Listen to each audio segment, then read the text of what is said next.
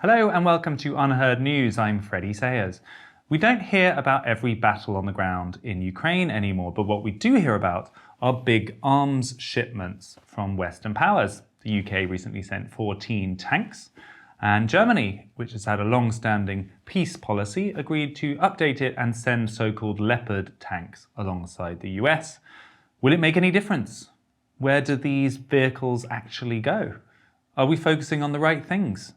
Well, we have a great military analyst who is going to join us today and try to shed some light on those questions. Before we get into the interview, I just wanted to do a shout out for UnHerd. As well as these videos, which I hope you're enjoying, we also publish a daily digital magazine. We host live, online and in-person events, and all of that is available for subscribers. So if you haven't yet joined the UnHerd gang and become a full-on subscriber, please do. You go to unherd.com/join. We're going to put a button on the top right of your screen. It's less than £1 a week, which to me seems like unbelievable value, so do consider it. Now, back to the interview. Michael Kofman is a military analyst. He is director of the Russia Studies program at CNA, which is the Center for Naval Analyses. And he is also the host of the hit podcast War on the Rocks. We've been hoping to talk to him for some time, and he joins us now. Hi, Michael. Hi, thanks for having me on your program.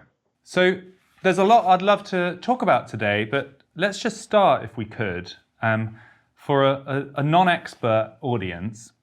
This latest kind of controversy around German-made tanks, the so-called Leopard tanks, where initially the German government was reluctant to allow them to go into the field and now has changed their mind and some of them will be coming. What difference, in your view, will it actually make? Well, look, the thing about tanks is that even though tanks were, I think, a lower priority item amongst the broad range of needs that the Ukrainian military had, tanks became very symbolic politically. And the controversy revolved around German policy, the fact that Germany chose to create an artificial barrier to sending its tanks, having already sent Gepard air defense, having already sent Mars multiple launch rocket systems, and various other types of assistance. So essentially, I think it was a sort of self-created imbroglio within German politics, and much of it had to do with the symbolism, much less the actual practicality. In fact, Ukraine had been provided several hundred tanks for the past years, most of them different types of T-72 variants, some T-55s. And the truth is that amongst the types of armored fighting vehicles that Ukraine hopes to get, the most significant part of the material assistance are infantry fighting vehicles and armored personnel carriers, right? It's not the tanks themselves. Not that tanks don't help, but the qualitative difference between, let's say, German tanks and Soviet generation tanks that Ukraine has on the conventional battlefield, where tanks are lost by the hundreds, or actually in this war now by the thousands, right? Given how the war is fought, is fairly marginal. There's a difference in degree. So how many tanks are now being made available to the Ukrainian side as a result of this decision? Do we have any sense of that yet? That's a great question. I'm glad you asked it, because actually there's not a lot of clarity of who's sending how many tanks and by what period, actually, and what timeline matters as well. So as best one can tell, Poland's offering a mix of Leopard 2s and some more Soviet generation tanks, PT-20s. Amongst the different countries, let's say a ballpark of around 800 tanks, right? This is a very rough number, and I don't want to be held to it, because it's some countries are offering only a couple, like Canada, anything like 4. Other countries are offering 30 or maybe a company plus side deployment. Then you have the United States. The United States is offering 31 Abrams tanks, which it only did in order to get Germany to agree to send Leopards, right? It was very clear that the Pentagon was not keen on providing Abrams tanks and felt that they were not practical for Ukraine. So if we zoom out for us then, along what is an enormously long battle line, hundreds of miles, even if they get all of these new pieces of kit working successfully, is it a decisive difference, do you think? Do you think it could make the difference between, even if it's not victory or defeat, the battle lines moving in one direction as opposed to the other? What I'd say is that I think the main challenge for Ukraine when it comes to material is really about quantity, where more is more. And it's the question of whether or not they can get enough equipment to build out several additional brigades worth. And the second is on what timeline, because all this equipment is not going to arrive until later in the spring. The folks that think that this is all going to get there for and anticipate Ukraine's spring offensive, I think that's incorrect. I think most of the equipment and the training to be able to use it is likely going to show up later in the spring and may make a real impact in more towards the summer. Tell us about the new discussion that's already happened since the discussion about the tanks, which is the F-16s. Almost the next day after the tanks were committed, the discussion moved on to those. And I believe earlier today, President Biden has appeared to rule it out. What's your assessment of the likelihood of countries like the US committing some kind of aircraft? So as best I could tell, nobody official seriously was discussing it, giving F-16s. There was a comment by the Dutch about F-16s, and it's only started another discussion. And that's why I think President Biden came out and said, no, the United States is not giving Ukraine F-16s. And since he said it, that's a pretty final determination that I just heard, right? Of course, subject to change, but just being very honest, I was a bit surprised by the conversation moving on to F-16s, and I wasn't clear who moved it and why. Right, I think it was talked about by some Ukrainian officials. Maybe that's where it began. And there's also a big difference between need and want, okay? A lot of times you hear things and the justification for the need isn't quite clear, but the want you can understand, yeah? And so looking at aircraft like F-16s, I can definitely see why Ukraine would want F-16s. I can see how they would reduce its relative disadvantage against the Russian Air Force, how they would improve its capacity to conduct certain types of air operations. But in general, I don't see as that significant impact it could make in this war. And so the simple question is that something that folks should be working on now? Or is that a lower priority item that should be kicked further down the road? Eventually, it's fair to say that Ukraine will probably have to switch to some kind of Western-produced aircraft. It's just a matter of when, and should it be right now in this period of the war or not. It sounds like you think it will probably happen then, that I think you said it was inevitable that the Western-made aircraft will move towards Ukraine and that it's not an insurmountable barrier. It's probably, you think it's a matter of when, not if. Sure, I think down the line it will eventually happen. I'm just not sure. I don't know for a fact it will happen in this war, and I would definitely put that much lower down the list of priorities, right? And often, just as an analyst, I find that the things that folks are talking about from a practicality and priority standpoint are the wrong things. They're the big shiny items, and they go from one shiny item to another shiny item, but none of these things are going to make that big of a difference in the war relative to the aggregate weight of other things being done.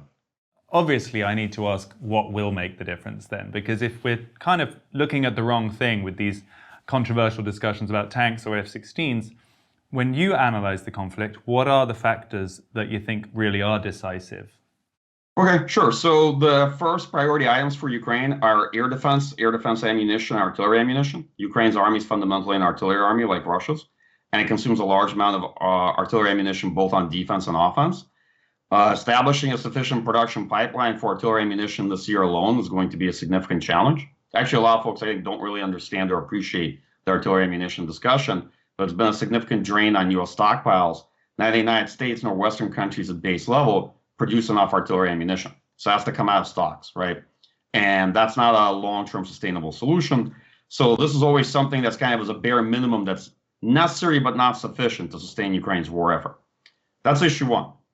On a conversation regarding what would Ukraine need to be able to conduct offensive operations under the conditions this year, which are rather different in 2022. Ukraine does not enjoy a manpower advantage. The Russian military is defending a much shorter front with a higher density of forces, right? The Russian military has mobilized personnel and they can continue mobilizing and rotating forces, so they have reserves, okay? It means that fights this year are likely to be more difficult and more costly than they were last year, Kherson and Kharkiv. And Kherson by itself was a very difficult battle. Ukraine was ultimately successful, but it was a very attritional battle with slow incremental progress, and Russian forces ultimately withdrew with the bulk of their personnel and equipment from across the river. So looking at what Ukraine might need, I'd probably categorize it three ways. First, and most importantly, is qualitative advantage in precision-guided weapons. That is, if Ukraine is an artillery army, and if we've given them their advantage of long-range precision strike, then the conversation needs to be about the qualitative advantage of the kind of munitions we can provide them. If we cannot provide a sufficient fires advantage over the Russian military, which I don't think we can. Meaning, I don't think we can supply the Ukrainian military with enough artillery fires and enough artillery tubes, because about maybe a third of these are out of service at any given time, to get such a significant advantage over the Russian armed forces. What's the typical Western advantage? Quality, precision, right? More advanced weaponry that allows you to offset quantity. Second, force employment, okay? One of the biggest challenges is actual employment. If you think about infantry, armor, artillery, and getting more effective employment in combined arms and more efficient use of these forces together. So folks talk about tanks and talk about infantry fighting vehicles. But if you look at the training program at the battalion level that's been launched recently, it's very anemic. It's about 1 battalion per month, and it just started. So what's this going to produce for the anticipated Ukraine offensive operation later in the spring? A couple battalions? So when you think about how far behind we are in terms of training to try to get Ukrainian forces to more effectively use this equipment, the most deterministic factor usually in outcomes in a battle is force employment, how you use the forces. It's not necessarily just the qualitative advantage of Western infantry fighting vehicles over Soviet ones, yeah? Like if you're not using them well, if you're not using them the way they're meant to be, if they're not using them effectively, the technological advantage won't get you there. I just want to be frank about that. So folks want to focus on the shiny thing, and when you talk about training and scaling up training, you see a very anemic effort. And the last one for me, I already discussed, is quantity. You just need more, a lot more. So put those three items together, and I think you end up with a little bit more of a pessimistic view of Ukraine's prospects than maybe many in the media talk about. Because if we can't even provide enough of the pipes and artillery to make a decisive advantage of the Russians, and they're not training up people fast enough, maybe they're actually coming short of the numbers of people they would need, even if they could train them up. It feels like it's going to be a waiting game in some respect, and eventually they're going to run out of some of these things. Is that a fair kind of extension of what you've said? No, I think these are solvable problems. I just think media's expectations are often wildly outside of the way this war has been progressing and what you can anticipate in the near term. This is a long war. It's going to be a protracted war, okay? Media often drives kind of momentum narratives and has high expectations over things that just don't match the reality on the ground. So all of these are challenges that can be resolved, and I think they will be over time.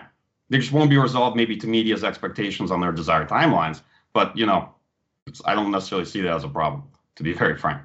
So my take on it is that, yeah, it may drive not a pessimistic, but what I would call a realistic understanding of what this year may hold and what to anticipate in terms of combat performance from both sides. The Russian military has a lot of challenges of its own to get through, and its offensive potential, as best one can tell, is quite limited. It's fairly circumscribed, and you can see that by the way they've been attempting offensives over the last couple of months. So all things considered, long term, Ukraine has significant advantages, and most importantly, it's backed by a coalition of states with basically a massive defense industrial capacity and GDP. But that only speaks to potential, right? Excel spreadsheets don't fight. So that potential has to translate into material assistance, into training, and into support, and it has to translate consistently. And I hope what I've conveyed to you is that if at any point Western countries really let their foot off the gas, to kind of use a colloquialism, it could very rapidly result in a stalemate, right? To understand that nothing is overdetermined going into the second year of this war. A lot of things remain contingent, and the broad areas where Western support is required, it will be quite a bit more than what you see announced in this January package, despite the kind of applause and I think self-congratulation that came with it, and the massive political breakthrough that was sending tanks after we've already sent hundreds of tanks. One detail, do you think there are US or Western soldiers inside Ukraine in an unofficial capacity helping with training and things? What's the likelihood of that? I don't know. But if they are, they're probably British. I think the likelihood of that is very high. Why is that? Let's put it this way, it's just one analyst guess. Okay. That kind of brings us on in a way to sheer numbers, and I'd love to get your estimate of that, because I'm not sure people are fully aware. What do you think the kind of army size of these two nations is in terms of what they have access to now and what they might have access to in 6 months or a year's time? How much bigger is the Russian army? So that's a great question.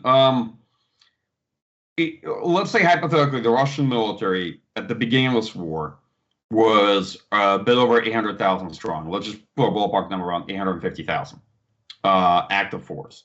The Russian armed forces, if you look at just army, naval infantry, and airborne that were used, they're actually quite small, maybe 360,000 altogether. So a significant percentage of the force were actually mobilized personnel from LDNR, the occupied regions of Luhansk, Donetsk in Ukraine, and Rosgvardia, the Russian National Guard, which wasn't very interoperable, not actually set up for warfighting at all. That's why you saw them like riot police and these other kind of units. Okay, so basically my point is we're not just counting the Russian army. Actually, a significant percentage of the casualties they took in the spring, they were offsetting onto mobilized personnel from Luhansk and Donetsk. And so you have these other units as well that have been involved. But in general, without much certainty and sort of throwing a dart at the board, right? Because they just don't have fidelity on us. And honestly, same regarding your question on Ukrainian forces. They don't know. Ukrainians are very good at keeping things secret. I don't blame them. They're in a war. Why would they be revealing any of this? I'd say on the Russian end, it's probably fair to say that they have somewhere north of 200,000 personnel at any given time fighting in Ukraine. You're talking about what's in Ukraine versus what's outside of it. And I think on the Ukrainian side, it probably is somewhere between 150, 200,000 in terms of what's on the front. I think if you count all the personnel involved in Ukraine effort, you will get a massive number because this war is consuming something upwards of, I think, 50% of Ukrainian GDP. And in terms of everyone in the army, territorial defense forces, anyone involved in the war effort, they might get up to 700,000 personnel. But if you really look at what is on the line at any given time, in terms of combat credible forces that are actually engaged in some aspect of the war, defending some part of the front, probably more down towards 200, around the same. That's why I say that there isn't a substantial relative manpower difference in what you see deployed in the forces, but those aggregate numbers conceal big differences in quality, in motivation and morale, in the level of support they get, and other factors. So if actually the armies on the ground are not that different in size, what does that mean going forward? Is it true that there's a deeper bench in Russia because just basically the population is so much bigger, so that if it ends up in a long-term war of attrition, fast forward 1 year, Ukraine is going to start to run out of people whilst Russia won't? Is that, put very simply, is that something we should think about? I would put it differently. Yes, Russia has more people. That's true. But like that's one of the, if you just focus on that variable, it'll drive, it'll lead to selection bias in how you assess the future prospects of the war, right? United States and other countries in the West have far more money, defense industrial capacity, military equipment, and better capability, and where they can continuously arm and supply to Ukraine. All right. And we can't just select for the manpower factor and say that that should drive the whole conversation. That said, I think, to me, just the way I approach this, I think your point is quite valid.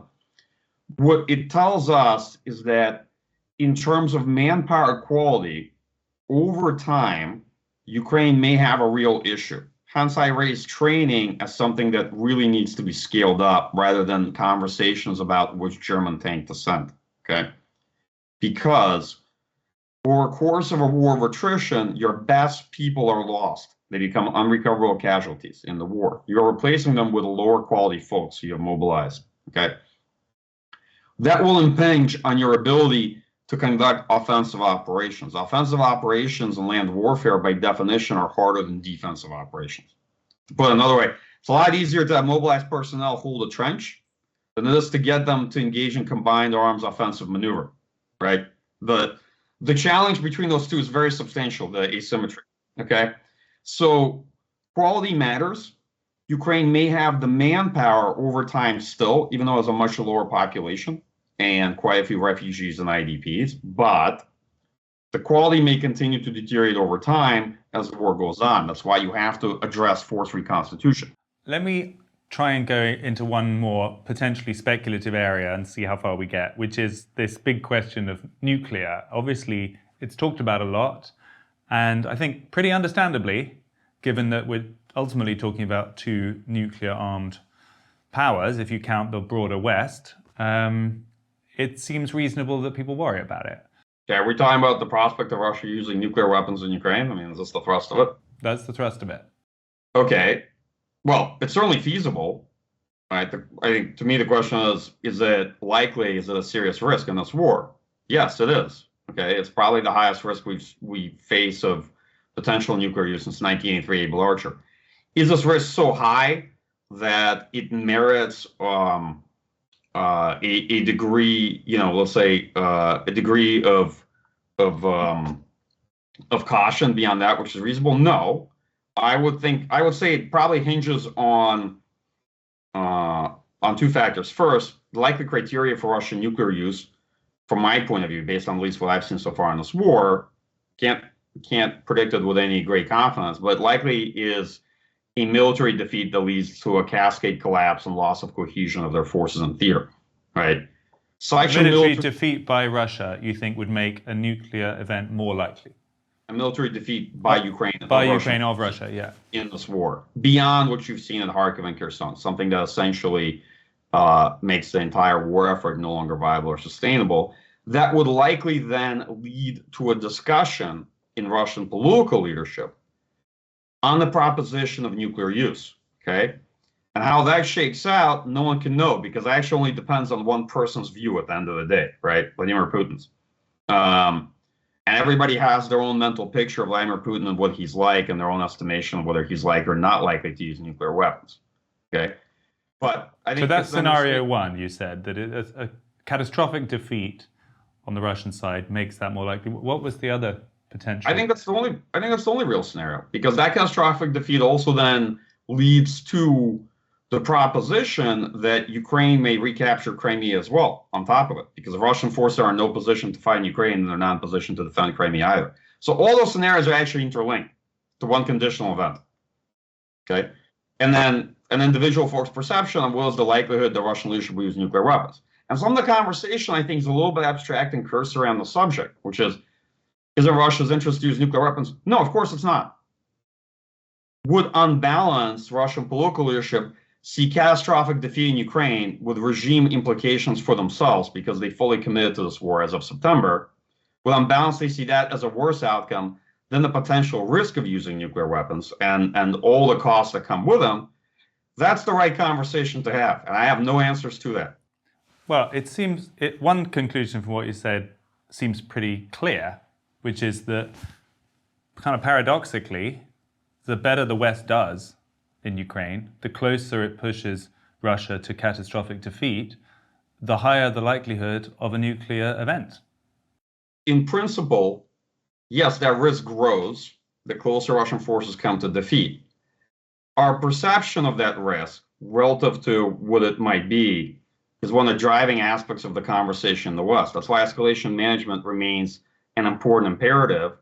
And I think folks should neither be dismissive and hand-waving about this, basically saying, well, Russians just won't use nuclear weapons, as though it's not a potential outcome, but also not have those be an object of fear or terror that hangs over Western efforts. Sort of fairly consistently, I think we've seen an increase of Western support, material assistance, and greater involvement in this conflict demonstrate that many fears of escalation were either outsized or that escalation can effectively be managed over time, right? That being said, wars are fundamentally unstable systems, okay? Meaning you have all sorts of events that take place in wars that lead to reactions and choices by leaders that can lead to very rapid escalation. So with all of those caveats, we have to make the decision whether that's an unstable system we want to test or not. I don't know who's going to be around claiming the credit if it turns out to go the other way. I just find the implication of what you said pretty profound, and it doesn't feel like it's talked about very much in the media when we discuss this conflict, which is that absolute victory by the West potentially dramatically increases the chance of disaster. And we should be thinking about that more and maybe that changes what we consider victory to look like? Well, that's a thorny political point. What I will say is that my impressions, governments are actually quite aware of the risks of nuclear escalation, its potential. I think the question is always, does the risk increase from what to what? And is it tolerable and manageable? The risk and consequences of military defeat for Ukraine, the political implications of that are also very significant, I would say. And no, these are not easy dilemmas to reconcile, not at all. I will say that great powers lose wars all the time, historically, and nuclear powers have lost conventional wars too. However, this war in particular is a distinct case given the political implications for Russia, the country fighting it, and the implications for the actual regime. So there is an uncomfortable degree of uncertainty on some of these questions. And I think thus far, a year into this war, it's been managed pretty effectively. But and to tie us back to, I think, what maybe is even a more practical discussion, when folks talk about constraints, like why won't the United States send ATACMS, or why won't the United States allow Ukraine to use long-range precision-guided weapons supplied by the United States to strike Russian territory, right? These sort of questions come up. I think the answer is that one of the imperatives is escalation management, and it's this discussion we just had. That's one of the factors involved. And some folks may judge it to be wrong. Some folks may judge it to be right, but I do believe that these are the risks that policymakers and decision makers are grappling with in how they pursue material support in this conflict. You talked about not skirting around the edges, saying it as it is, and that's what we like to do here at UnHerd, definitely. In terms of what an ending could look like, and don't worry, I'm not going to ask you to forecast what it's going to be, but the taking back of Crimea, practically speaking, in kind of sensible circles, is pretty much ruled out. Is that fair to say? My impression is that that's not quite the case. The way I would describe, at least my interpretation of the way the subject is discussed, is that first, if Ukraine is so militarily successful, it's taken back the South, and it's actually in a position to debate what steps should next be taken on Crimea. That is a brilliant problem to have, and I hope we get there, and then folks can debate on what the best approach to Crimea is. Second, the very likely Ukraine does not intend to retake Crimea militarily, but rather create the conditions that would force a status renegotiation by Russia. Right, that there are different ways of managing the question of Crimea. Yes, it is the Ukrainian intent to restore control over Crimea, but the way of doing that may not be by a sustained military assault. Right, Ukraine can actually be in position to make sustainment or logistical supply to Crimea quite challenging. So I don't, the way I'm basically framing the subject is, I don't think it's necessarily Ukraine's intention to retake Crimea via military means the way they are liberating other parts of the country, but it is their political goal to restore control over all the territory of Ukraine, right? Going back to pre-2014 lines. So that's my sense of it. It's confusing, Michael. I think a lot of people, this is officially the goal. It's a political goal, as you put it. It's certainly the goal of the more nationalistic components within the Ukrainian army. They're not going to be very happy if suddenly, oh, hey, we're going to let Crimea stay as it is. So it's very much a live issue, and it doesn't seem like it's talked about very much. Let me ask the follow-up then, which is those two provinces in the east, which collectively are called the Donbass. We had someone on our show recently who's a real ardent supporter of the Western efforts in Ukraine. In fact, he is half Ukrainian. And he ended up saying that he thinks the ending does involve some sort of special settlement for those two eastern provinces. They're not going to be fully taken back into Ukraine as every other part of the country, and he thinks that's realistic. Do you agree with that? Here's what's fair to say. There's no return to status quo ante-bellum. There's the one point where this war is not going to end is February 23rd lines, where it began. That is quite clear, okay? Either the Ukrainian military has the ability to substantially press Russian forces in offensive operations, in which case there's no logical stopping point on February 23rd. It's neither a viable political boundary, nor a geographical boundary, nor any sort of boundary. Nor can you picture a Ukrainian president basically getting to February 23rd lines, which are minimum interim goals, and saying, all right, we should talk about settlement for the rest of this territory rather than trying to retake it, right? It's not a viable approach that I see. So either Ukraine can do it, or this year will likely be the test of it. It cannot. It does not have the military. We cannot provide Ukraine with a sufficient relative advantage, right, to press the Russian military in that manner. In which case, the settlement also, let's say not settlement, but line of control will also not approach February 23rd lines, and therefore it's neither here or there to discuss any settlement for the Donbass and these eastern regions. I hope that makes sense, right?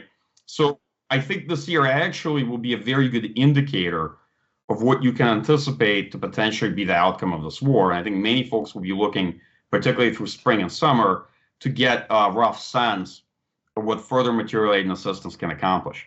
And here's a couple more disappointing notes. First, it's typically up to the loser to decide when the war is over. So if Ukraine wins, it doesn't mean that Vladimir Putin will concede. What can follow this is actually a sustained war of attrition, where Russia doesn't give up, even though its forces are defeating Ukraine. That, by the way, is an option if you're thinking of, what's an out for potential nuclear escalation. That's one. Folks assume that if Ukrainian forces are sort of victorious on the battlefield, then Russia concedes. It's actually not how many wars go. I'll give you an example. Israel won decisively in the Six-Day War in 1967, and what followed was a 3-year war of attrition with Egypt, 67-70. And then what followed after that is a continuation war because all the core issues of that war hadn't been resolved, right? This war is a continuation war of the 2014 conflict, and there's a fair chance that how this war ends will only ensure an unhappy peace, which will lead to another continuation war. You've seen that between India and Pakistan. You've seen it between Armenia and Azerbaijan. You've seen it in Arab-Israeli conflicts. I hate to make this pessimistic comment. But here is what I consider to be the logical extension of what you said, which is that if a breakthrough by the Ukrainian side will likely just be continued until they can't go any further, because why would they stop if they gain that kind of superiority? And that could lead to a very dangerous situation where Russia really feels backed into a corner. It doesn't seem very desirable. Similarly, I think most people in the West would say if Russia has a breakthrough and goes through the whole of Ukraine, that's not very desirable either. So the unhappy conclusion is that this war of attrition that you've described, with both sides bedding down, spending more, continuing to kill people, but the line's not moving very dramatically, probably for years to come, is almost the safest solution for the rest of the world. First, I find the first scenario you described so far to be the most desirable out of all the other ones. Second, if there is to be a stalemate that emerges in this war, it has to be a natural stalemate, not one that's artificially arrived at by folks who have either given up early or have cynically driven the conflict into the scenario because they no longer want to sustain the war effort, or they're overly uncomfortable with the risk of Ukrainian success. And I see that quite a bit, I'll be frank, that point of view, that the risk of Ukrainian success is significant in terms of escalation potential. And I'm probably quite aware of it. I hope I've conveyed a fairly sober view of that prospects and the reality. Still think that by far the more preferable outcome is to see what Ukrainians can do with Western support. And if a stalemate emerges, it's one that they've agreed to because they believe that force of arms will not be sufficient, right, to pursue their political objectives, and they have to do them elsewhere off the battlefield. That said, one of the biggest challenges with this whole proposition is that alternative isn't really there, because on the Russian side, there is no willingness for any serious negotiations. And their minimal war aims are fundamentally incompatible with anything Ukraine can accept, right? So isn't this other kind of alternative of what is it that you intend to do other than this? Yeah. And keeping in mind that strategic defeat for Russia is not the same as victory for Ukraine, they are interrelated but distinct objectives.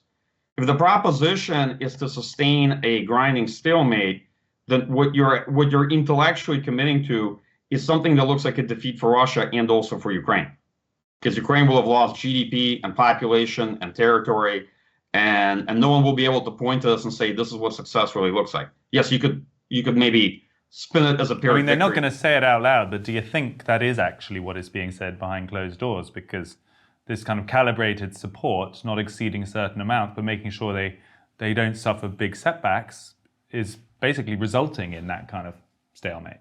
I've heard that argument being made. I don't think that's the intent.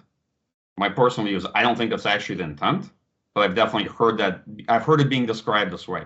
I do not think it is a cynical pursuit of a stalemate. However, is it possible that it ends in this unsatisfactory manner rather than far more optimistically? Yes. Yes, it's very possible.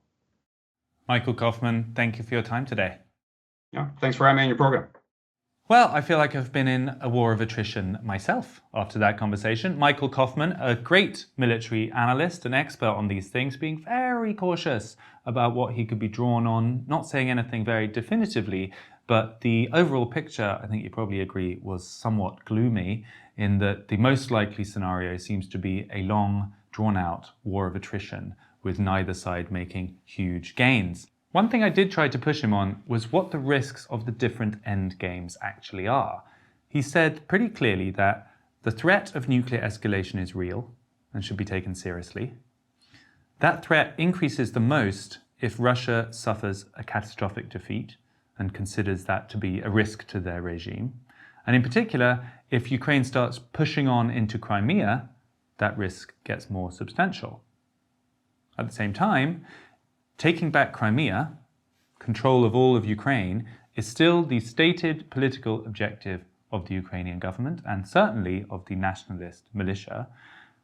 And he also said if they do get the upper hand militarily, thanks to Western support, they will most likely not stop but continue as far as they can go. Don't know what you think, but to me, that combination of things is more than a little bit concerning. Thanks for tuning in. This was UnHerd.